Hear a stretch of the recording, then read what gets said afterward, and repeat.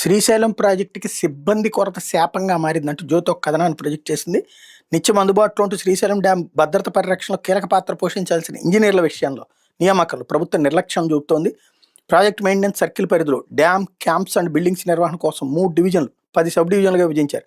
SC 3 ఈఈలు, 11 మంది డిఈలు, 44 మంది ఏఈలతో కలిసి 59 పోస్టులు ఇంజనీరింగ్ అధికారుల పోస్టులు మంజూరు చేశారు.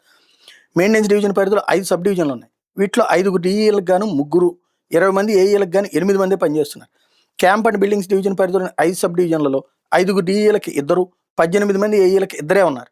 ప్రాజెక్ట్ సర్కిల్ పరిధిలో ఉన్న 1 డిఈ పోస్టుని భర్తీ చేశారు. కానీ 6 ఏఈలకు గాను ఒక్కళ్ళని నియమించలేదు. మొత్తంగా 43 ఇంజనీరింగ్ అధికారుల పోస్టులు ఖాళీగా ఉన్నాయి. డ్యామ్ భద్రత ప్రతిపాదన తయారు మరమ్మతుల మీద కీలక నిర్ణయాలు తీసుకోవాల్సిన ఎస్సీ స్థానంలో కర్నూలు ఇరిగేషన్ సర్కిల్ ఎస్సీ బాలచంద్రారెడ్డికి ఇన్ఛార్జి బాధ్యతలు అప్పగించారు. కర్నూలు నుంచి శ్రీశైలానికి మధ్య 180 కిలోమీటర్ల దూరం ఉంటుంది.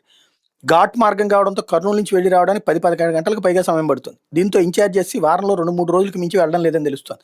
డ్యాంలో పనిచేసే ఇంజనీర్లకు ఎస్సీతో అవసరం పడితే వారే కర్నూలు రావాల్సి వస్తుంది. ఎస్సీ తర్వాత కీలకమైనటువంటి డ్యామ్ మెయింటెనెన్స్ డివిజన్ ఈ పోస్టును భర్తీ చేయకపోగా నంద్యాల ఎస్ఆర్బీసీ డివిజన్లో ఈ పేరుకి వేణుగోపాల్ ఇన్ఛార్జి బాధ్యతలు అప్పగించారు. నంద్యాల నుండి కూడా శ్రీశైలానికి 160 కిలోమీటర్లకు పైగా ఉంటుంది.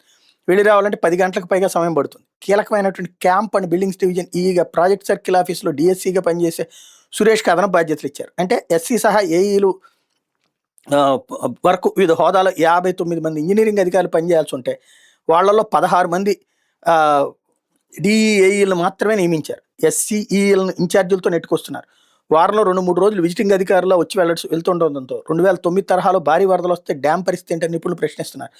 గేట్లు, గ్యాలరీలు, వాటిలో డ్రైనేజ్ సిస్టమ్స్, క్రేన్లు, రీడింగు, లిఫ్టులు, ఎలక్ట్రికల్ సప్లై, జనరేటర్ల నిర్వహణకు 45 నుంచి 50 మంది వరకు ఆపరేటర్లు అవసరం. ఇప్పుడు 12 నుంచి 15 మందే ఉన్నారు. ఎన్నో పనులు సిద్ధం అంటూ ఇదంతా రాసుకొచ్చారు. విషయం బాగానే ఉంది, కానీ ఇదివరకు ఇదైతే జగన్కి డైరెక్ట్గా టచ్ చేసేవాళ్ళు. ఇప్పుడు చిన్న ప్రభుత్వపు నిర్లక్ష్యం అనేసి వదిలేశారు.